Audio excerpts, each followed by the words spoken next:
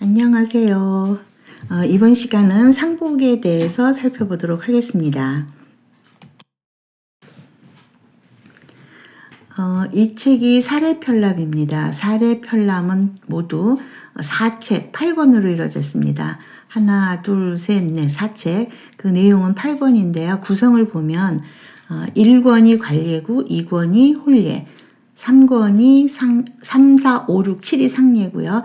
8권이 제례입니다. 그러니까 전체 8권 중에서 5권이 상례예요. 그러니까 그 책의 분량을 봐서도 우리가 전통사회에서 상례는 엄청 중요시 여겼구나 하는 걸 짐작할 수 있고요. 그렇게 중요시 여겼던 상례에 있어서 가장 핵심이 되는 내용이 상복입니다. 그것은 왜 그러냐면 상복이 단순한 옷을 얘기하는 게 아니고 그 옷을 입음으로써 입은 사람으로서 가져야 되는 몸가짐, 마음가짐 이게 담겨 있기 때문인데 상을 당한 사람으로서 가져야 되는 몸가짐, 마음가짐의 근거가 뭐겠어요? 효심이죠. 예, 이 효심이 바로 인성이기 때문에 우리 전통사회에서 이 상복제도는 엄청 중요시 여겨졌던 것입니다.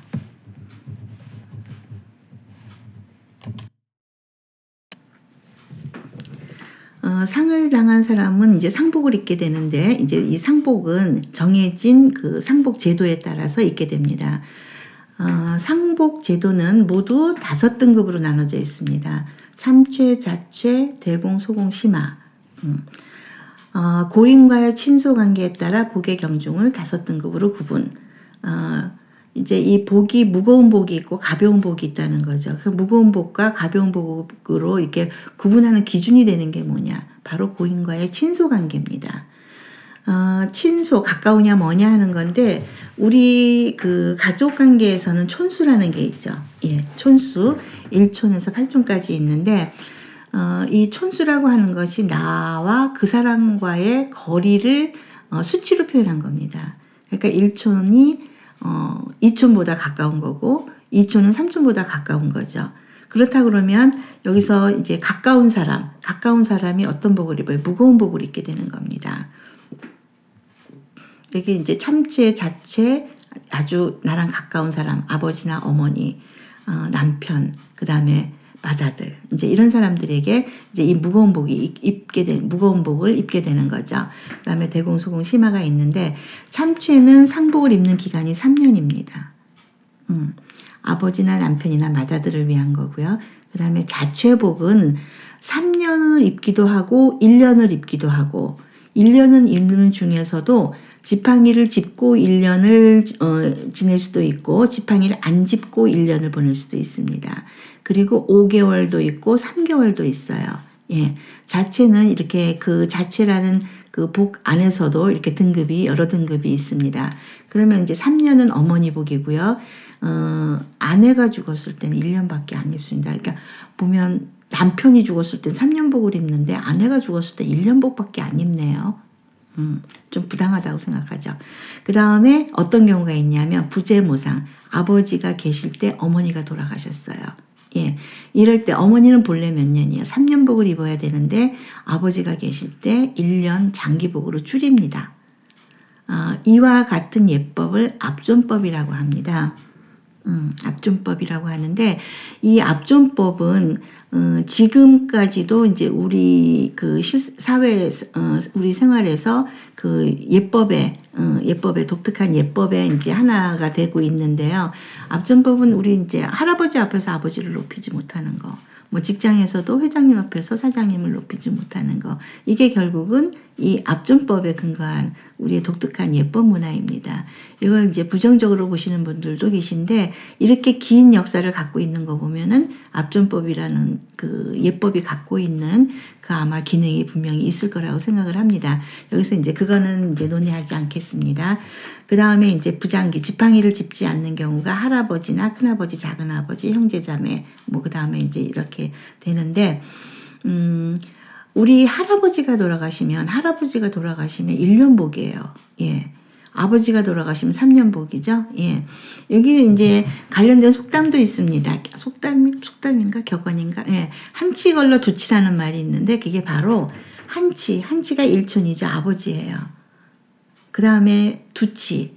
치라고 하는 거는 한자로 촌이거든요. 두촌. 할아버지가 이촌입니다. 아버지는 3년이고 할아버지는 1년이란 얘기입니다. 그리고 지팡이도 할아버지 때는 짚지도 않아요. 지팡이를 짚는 이유는 뭐냐면은 상을 당한 사람이 너무나 슬퍼서 기운도 없고 먹지도 못하고 잠도 못 자고 이래서 이제 기운이 없기 때문에 자기의 몸을 의지하기 위한 게 지팡이거든요. 근데 이제 아버지가 지팡이를 짚었습니다. 아버지는 이제 당신의 아버지가 돌아가셨으니까 얼마나 자식으로서 슬프겠어요. 근데 나로서 보면은 할아버지잖아요. 한치걸로 두치잖아요. 내가 아무리 슬픈들 아버지만큼 슬프겠습니까? 예. 그래서 지팡이를 짚지 못하는 겁니다. 그리고 여기 5개월이 있고 3개월이 있는데요. 5개월이나 3개월은 소공 심화에도 있어요. 그런데 자취 안에도 있습니다. 그 차이가 뭘까? 옷의 형태입니다. 옷의 형태. 증조 할아버지, 고조 할아버지의 경우는 5개월과 3개월인데 개월수로 보면 소공 심화에 해당하겠지만 참치의 자취의 상복과 대공소공 심화의 상복이 달라요. 예. 그러니까 비록 3개월과 5개월의 복을 입기는 하지만 옷의 형태는 자취에 해당하는 옷을 입는다는 겁니다. 그 다음에 이제 뭐 우리가 가벼운 복이라고 얘기를 합니다만 어쨌든 대공소공 심화가 있습니다. 그래서 상복의 제도는 모두 5등급으로 나눠져 있어서 오복제도 이렇게 얘기하기도 하고 가족 간의 이제 그 친소 관계를 분명하게 하고 있는 그런 제도라고 하겠습니다. 그래서 이제 상복제도에서 우리가 기억해야 될 게 이제 압존법이라고 하는 것이 이제 여기에서 나온 예법이라는 거. 우리 상복제도 중에서 가장 무거운 복을 입는 기간이 3년입니다. 그래서 우리가 3년상이라고 얘기를 하죠. 그런데 이 3년상의 기간이 어떻게 되는지에 대해서는 현대인들이 좀 혼동하시는 것 같아요. 그리고 기제사를 전날 지내야 되는가 당일날 지내야 되는가에 대해서도 혼동하시는 분이 계신 것 같고요. 그래서 요 3년상이란 문제를 우리가 이해하게 되면 기일제를 언제 지내야 되는지까지도 답이 나와질 것 같습니다.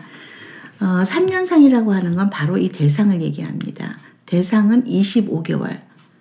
이 25개월을 우리가 3년상이라고 이야기를 합니다. 소상은 13개월입니다. 왜 이렇게 되는지 한번 이제 구체적인 날짜를 놓고 한번 살펴보겠습니다. 2021년 1월 1일 날 상을 당한 사람이 있어요. 이 사람이 3년상을 지내고 싶다. 그랬을 경우에 언제 복을 벗는가? 2021년 1월 1일에서 12월 31일까지가 1년이 됐습니다. 12개월 꽉 찼어요. 그럼 22년 1월 1일이 되면 어떻게 돼요? 13개월이 시작되는 날입니다. 그래서 우리가 이 소상제를 13개월에 지낸다라고 이야기를 합니다. 이 소상제가 곧 첫 기제사예요. 예. 그러니까 첫 기제사는 당일날 지내고 두 번째, 세 번째, 네 번째는 다 전날 지낸다? 이건 좀 말이 안 되죠. 예. 그럼 이제 대상이라고 하는 거는 2021년 1월 1일에서 22년 12월 31일까지가 2년이 끝났어요. 예. 2023년 1월 1일로서 3년이 시작이 됩니다. 이날 지내기 때문에 우리가 이거를 3년상이라고 이야기를 하는 겁니다. 예.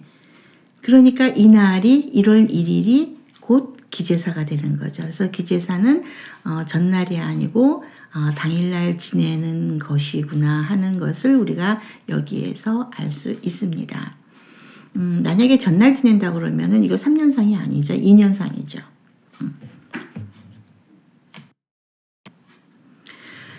경중에 따른 상복의 차이점이 있습니다. 한번 살펴보겠습니다.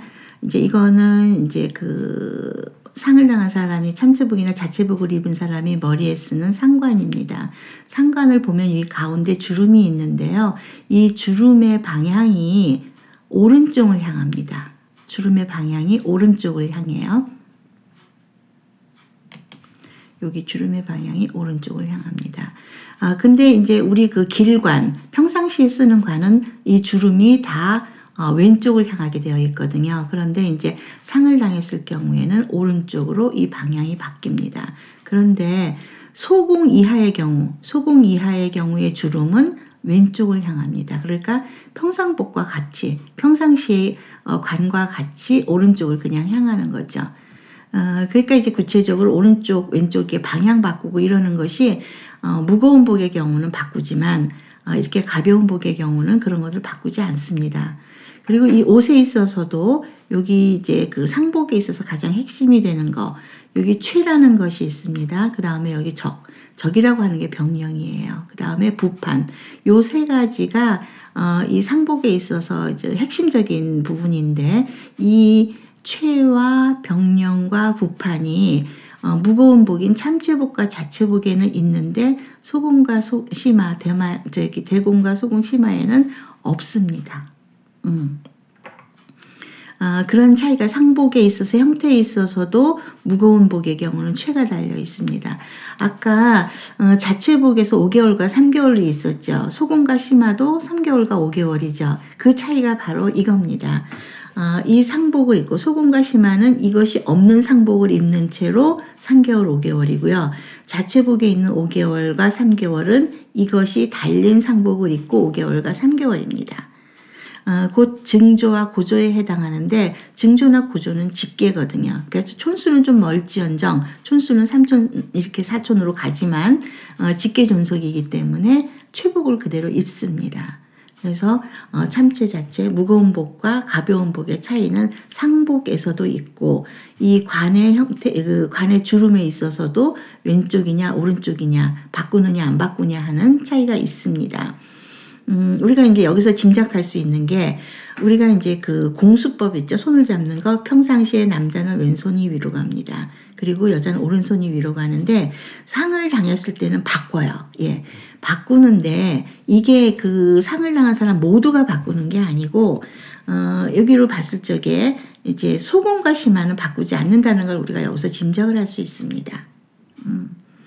그래서 이제 8촌의 범위 내에서 다 이제 상을 당했다 하더라도 이 상복의 형태에도 차이가 있고 상복을 입는 기간에도 차이가 있고 그 다음에 이 상복의 주름, 이 상관의 주름에도 차이가 오른쪽과 왼쪽을 바꾸느냐 안 바꾸냐 하는 그런 차이도 이 경중에 따라 있습니다. 그러니까 우리가 좀 짐작해 볼 수 있지 않겠어요? 8촌의 범위 내에서 이 상복을 모두 참체 자체처럼 입는다 그러면 우리는 죽을 때까지 상복만 입어야 될지도 몰라요. 예. 그러니까 이런 경중의 차이를 둔 거는 그러니까 부모를 중심으로 한 이제 그 상례라고 하는 것이 부모를 중심으로 하고 있다는 것을 짐작을 할 수가 있습니다. 그래서 이제 소공과 심화복에서는 이제 공수법을 이제 그 평상시처럼 한다는 것을 여기에서 우리가 유추할 수 있고, 그렇다면 이제 우리가 가끔 조문을 갔을 때 바꿔야 돼요 하는 질문을 하는데 그거는 뭐 이제 얘기에 공자가 이제 분명하게 지적한 부분도 있지만 이제 여기서도 우리가 짐작을 할 수가 있죠. 뭐 6촌 8촌 되는 사람도 안 바꾸는데 조문객이 뭐 바꾸겠습니까? 그래서 조문은 조문으로 끝나는 거 아니겠는가 이렇게 생각을 합니다. 실제로 이 상복의 형태입니다. 예. 이렇게 생긴 겁니다. 예, 여기에다 최가 있고 여기 병령이 있고 여기 부판이 있고 그래서 이제 펼쳐놓은 모습입니다. 이것이 위에 입는 옷인데 뭐라고 하느냐 최의 여기 최가 있기 때문에 최의입니다. 그럼 이 상 이건 여자 치마처럼 생겼지만 남자가 입는 상복의 하입니다. 이건 상인데 이제 상례 때 입는다고 그래서 최의 최상 이렇게 얘기를 합니다. 이 이제 지팡이는 이제 대나무네요. 예, 대나무의 경우는 아버지 상의 경우. 이거 이제 여자의 상복입니다. 여자의 상복인데 여기에 최가 있고 병령이 있고 부판이 있고 여기에 있는 지팡이가 바로 어머니가 돌아가셨을 때 짚는 삭장입니다. 이런 최나 병령이나 부판이 대공소공 심화에는 없습니다. 여기에 이제 그 상복을 입었을 때 이제 따르는 것들이죠. 수질, 요질 이런 거 있고 여기 상관도 있고요. 여기 삭장이 어머니 상이고 죽장이 아버지상입니다. 대나무는 둥글기 때문에 하늘을 상징해서 아버지상이고, 오동나무나 대나무를 이렇게 이제 오동나무나 아니면은 버드나무를 네모나게 깎습니다. 그래서 이제 땅을 상징하는 거죠. 그래서 이거는 어머니상에 짚는 거, 이건 아버지상에 짚는 거. 그리고 여기에 상관의 주름도 어머니상이나 아버지상의 경우는 오른쪽으로 바꾸지만은 소공이나 심화의 경우는 그냥 평상시의 길관처럼 왼쪽을 향합니다. 조선 시대에 아주 큰 예속 논쟁이 있었습니다. 이제 1차 예속 논쟁과 2차 예속 논쟁이 있었는데, 이 예속 논쟁의 핵심이 바로 복제 논쟁입니다. 상복을 누가 어떤 상복을 입어야 되느냐 하는 것이 이 예속 논쟁의 핵심입니다. 이제 그 1차와 2차로 나눠지는데, 이때 내용이 뭐냐면 자의대비, 그러니까 인조의 계비입니다. 인조의 계비가 효종의상의 몇 년복을 입어야 하는가 하는 것이 이 예속 논쟁의 그 핵심이었습니다. 이제 그 자의대비 이제 장렬왕후가 인조의 계비인데, 인조에게는 아들이 넷이 있었습니다. 소현세자, 복림대군, 임평동, 용성대군 있었는데, 이 중에서 소현세자가 임금이 되기 전에 죽죠. 예. 그래서 이제 복림대군, 사실은 우리 조선시대 때 보면 적장자 계승이라고 그래서 소현세자에게 아들이 있으면 그 소현세자의 아들에게 이 왕권을 물려줘야 되는데, 둘째 아들을 효종으로 이제 효종이 됩니다. 임금이 됩니다.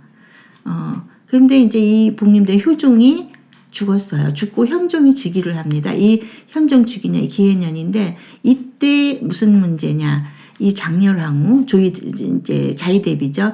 이 사람으로 보면 어머니잖아요. 그러니까 어머니가 이 복림대군 효종을 위해서 몇 년복을 입어야 되느냐 하는 게 당시의 문제였습니다. 이때 서인들은 1년복을 입어야 됩니다. 라고 주장을 합니다. 왜냐?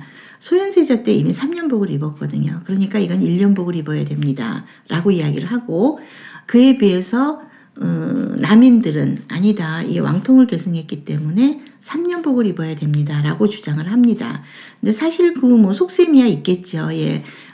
이제 1년복을 주장하는 사람은 이 복림대군의 어쨌든 그 정통성을 인정하지 않는 거겠죠. 예. 그러니까는 그냥 1년복만 입게 하려고 했고, 그래서 이제 서인과 남인의 이런 이제 그 다툼이 이제 심해지는데, 이제 그때 그냥 이제 경국대전에 따라서 1년복을 입는 걸로 정해집니다. 그러니까 결과적으로 보면은 서인이 이긴 거가 되겠죠. 예.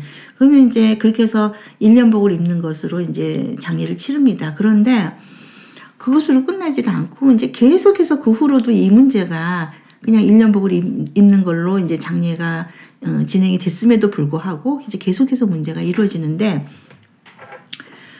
이 현종, 이제 계속해서 문제가 이루어지는데, 이제 현종으로서 봤을 때는 사실은 기분 나쁘죠. 아버지가 정통해야지 나도 정통이 되는 건데, 아버지의 정통성이 인정을 못 받은 것 같아서 이제 기분이 좀 나쁜 상태로 쭉 가요. 가는데 가다가 현종 15년, 현종이 즉위하고 15년 때 현종의 어머니 인선왕후가 또 죽습니다. 그러니까 이 문제가 그때까지 15년간 봉합되어 있던 것이 아니고 늘 이제 밑에서, 물 밑에서 이제 이런 그 다툼이 있었던 상황에 인선왕후가 죽고 나니까 또다시 이 문제가 이제 표면 위로 올라옵니다.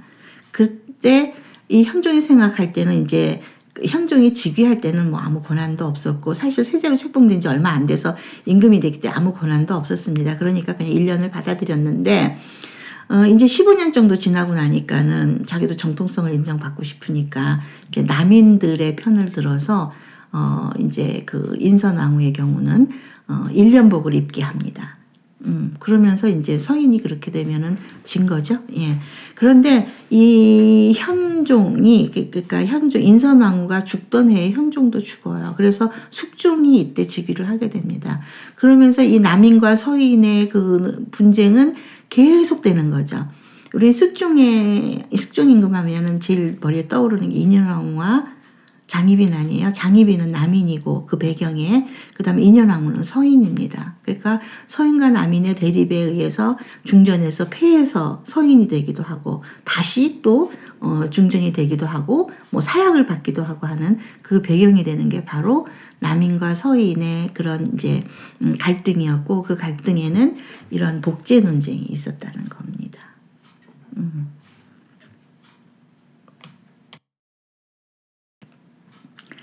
제가 아까 굳이 3년상을 이제 한 페이지로 뽑은 이유가 이겁니다. 노무현 전 대통령 3주기 추도식 봉화서 경행 언제 했느냐? 2012년도에 했습니다. 2012년도. 노무현 대통령은 2009년도에 돌아가셨어요. 그러면은 아까 얘기했죠. 이분의 그 탈상은 언제 해야 되느냐 했을 때 이제 3년 탈상을 맞아 이렇게 우리 그 한한상 고문께서 추도사를 하셨거든요. 근데 이날은 우리가 3년 탈상이 아니고 횟수로 보면 4년이 되는 겁니다.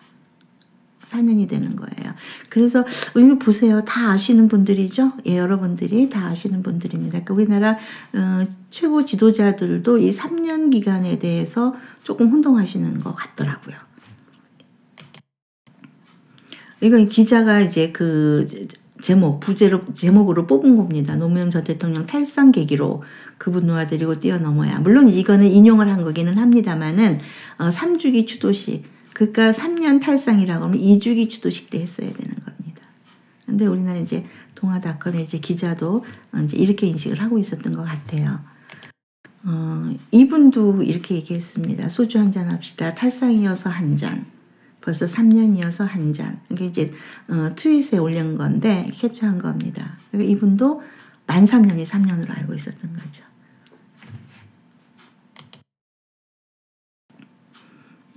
유명한 우리 그 배우죠. 예, 이 사람이 요 팔찌를 3년 동안 하고 다닌 것으로 굉장히 그 화제였어요.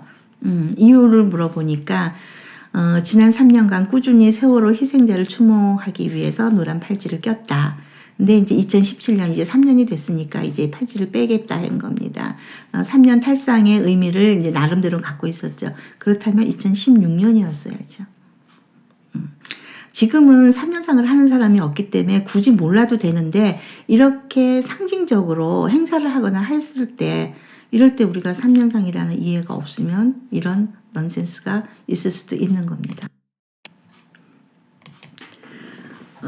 여기 보니까 금세기 최후의 유림장 단체장이잖아요. 그래서 이제 이우섭 선생님께서 2007년도에 돌아가셨어요. 예, 2007년 돌아가셨는데 이분 보세요.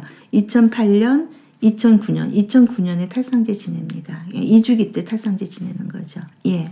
그래서 이렇게 뭐 제대로 하는 경우도 있었지만 이분이야 뭐 원래 뭐 유림이니까 이제 이렇게 했다 하지만은 앞에서 보신 것처럼 우리의 최고 지도자로부터 여러 사람들이 우리 3년상에 대한 그 이해 좀 혼동이 있는 것 같아서 3년상에 대해서 제가 조금 아까 미리 말씀을 드렸던 것입니다.